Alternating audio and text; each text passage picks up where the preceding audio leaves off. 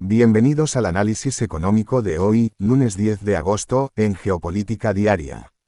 El petróleo abre la semana al alza después de un fin de semana especialmente tenso en el Golfo Pérsico. Durante el fin de semana, Emiratos Árabes Unidos denunció que Irán había atacado con un misil a un petrolero de la compañía estatal Abu Dhabi National Oil Company mientras cruzaba el estrecho de Hormuz, el 16º ataque de este tipo desde que comenzó el conflicto, aunque sin víctimas según la propia empresa. Un día después, los hutíes de Yemen, respaldados por Irán, reivindicaron un ataque con drones contra la refinería de Aramco en Hazán, que el Ministerio de Energía saudí confirmó como un incendio ya controlado y sin heridos. La Guardia Revolucionaria iraní advirtió además que el estrecho no se reabrirá hasta que Estados Unidos acepte todas sus condiciones, mientras Omán continúa mediando en conversaciones que ambas partes describen como constructivas, pero que, según Teherán, no bastan por sí solas para levantar el bloqueo. El barril de petróleo West Texas Intermediate cotiza esta mañana en torno a los $79, con una subida cercana al 1%, mientras el Brent, la referencia europea, cerraba el viernes por encima de los $83. La prima de riesgo geopolítico vuelve así a marcar el pulso de los mercados energéticos justo cuando la atención inversora se centra en otro frente decisivo para las próximas semanas, la política monetaria de la Reserva Federal de Estados Unidos. El informe de empleo de julio, publicado el viernes por la tarde por la Oficina de Estadísticas Laborales de Estados Unidos, sorprendió negativamente a los mercados. La economía estadounidense destruyó 23.000 puestos de trabajo, frente al aumento cercano a los 83.000 que anticipaba el consenso de Dow Jones Newswires, y los datos de mayo y junio fueron revisados a la baja en un total de 103.000 empleos. La tasa de desempleo bajó ligeramente hasta el 4,1% desde el 4,2% anterior, aunque el descenso se explica en buena parte por la salida de trabajadores de la población activa, que cayó a su nivel más bajo en 5 años. Los salarios, por su parte, crecieron solo un 3,2% interanual, el ritmo más débil desde mayo de 2021. El impacto sobre las expectativas de la Reserva Federal fue inmediato. Las probabilidades de una subida de tipos en la reunión de septiembre, que según el indicador FedWatch del mercado de futuros de Chicago rondaban el 58% antes de conocerse el dato, cayeron a menos del 44% nada más publicarse el informe, mientras la plataforma de mercados de predicción Calci sitúa ahora en el 65% la probabilidad de que el Banco Central mantenga los tipos sin cambios. El presidente de la Reserva Federal de Richmond, Tom Barkin, describió el viernes el mercado laboral como un equilibrio débil, ni flojo ni tensionado, mientras analistas como Thomas Ryan, de Capital Economics, advierten de que hará falta una sorpresa clara al alza en los datos de inflación para que la Reserva Federal se anime a subir tipos ya en septiembre. Esa cita con la inflación llega el 12 de agosto, cuando se publique el índice de precios al consumo de julio, con el índice de precios a la producción previsto para el 13 de agosto. Ambas referencias cobran ahora un peso añadido, porque el repunte del petróleo de las últimas horas por la tensión en Hormuz podría complicar precisamente la lectura de precios que el Banco Central necesita para decidir. Ese mismo replanteamiento de expectativas sobre la Reserva Federal ha frenado el avance del dólar frente al yen japonés. La divisa estadounidense se cambia esta mañana por debajo de los 158 yenes, lejos todavía del máximo de varias sesiones que había tocado el viernes antes de conocerse el informe de empleo, cuando el yen se fortaleció con fuerza ante la perspectiva de una Reserva Federal menos proclive a subir tipos. El Banco de Japón continúa evaluando el momento adecuado para su propia subida de tipos, atento tanto a la evolución de los precios domésticos como a la posibilidad de una nueva intervención coordinada con Washington si la divisa nipona volviera a debilitarse con fuerza.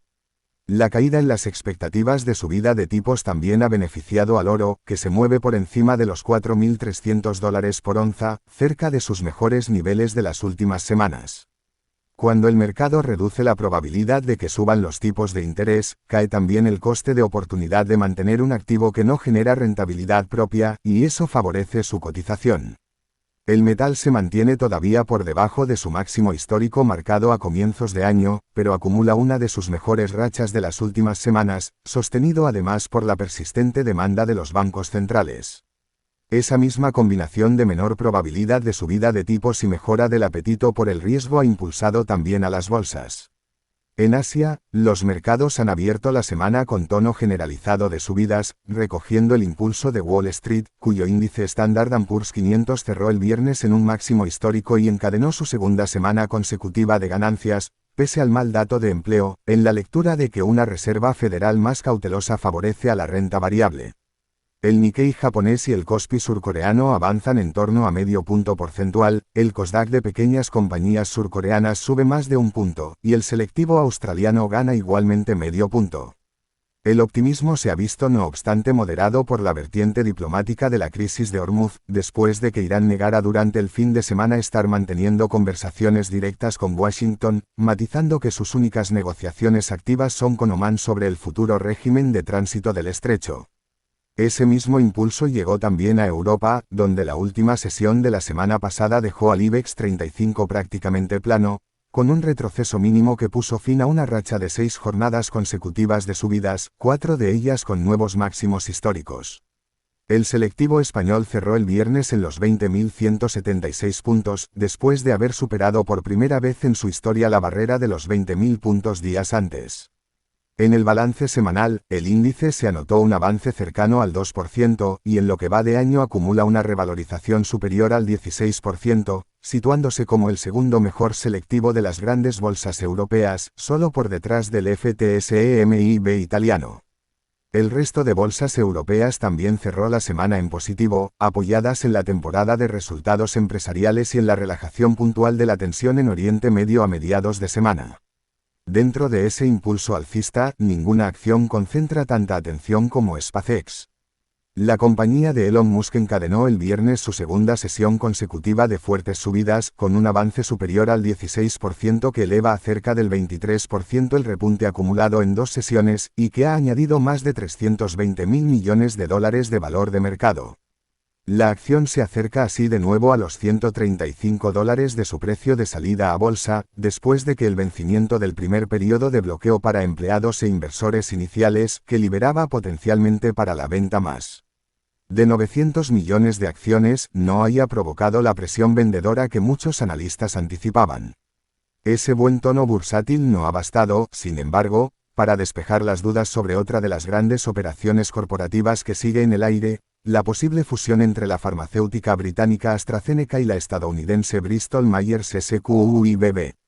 Ninguna de las dos compañías ha confirmado la operación. AstraZeneca ha declinado hacer comentarios ante las consultas de la prensa y Bristol Myers Squibb tampoco ha respondido, mientras varias fuentes cercanas a la operación advierten de que las conversaciones podrían no llegar a materializarse en un acuerdo definitivo, valorado de concretarse en torno a los 400.000 millones de dólares. La fotografía de esta jornada resume bien el momento que atraviesa la economía global, un mercado que ha pasado en apenas 72 horas de temer una subida de tipos en Estados Unidos a empezar a descontar lo contrario, mientras la tensión en el Golfo Pérsico añade una capa adicional de incertidumbre justo cuando más se necesita claridad en los datos de precios. Todas las miradas apuntan ahora al 12 de agosto, cuando el índice de precios al consumo de Estados Unidos revele si la debilidad del mercado laboral basta para inclinar a la Reserva Federal hacia la pausa, o si la presión de los costes energéticos derivada de la crisis de Hormuz obliga a mantener sobre la mesa una subida de tipos que hace apenas una semana parecía casi segura. Hasta aquí el análisis económico de hoy. Gracias por acompañarnos una semana más. Si el contenido les resulta útil, les invitamos a seguir el canal, darle a me gusta y compartir este episodio con quien crean que también le puede interesar. Nos escuchamos mañana en Geopolítica Diaria.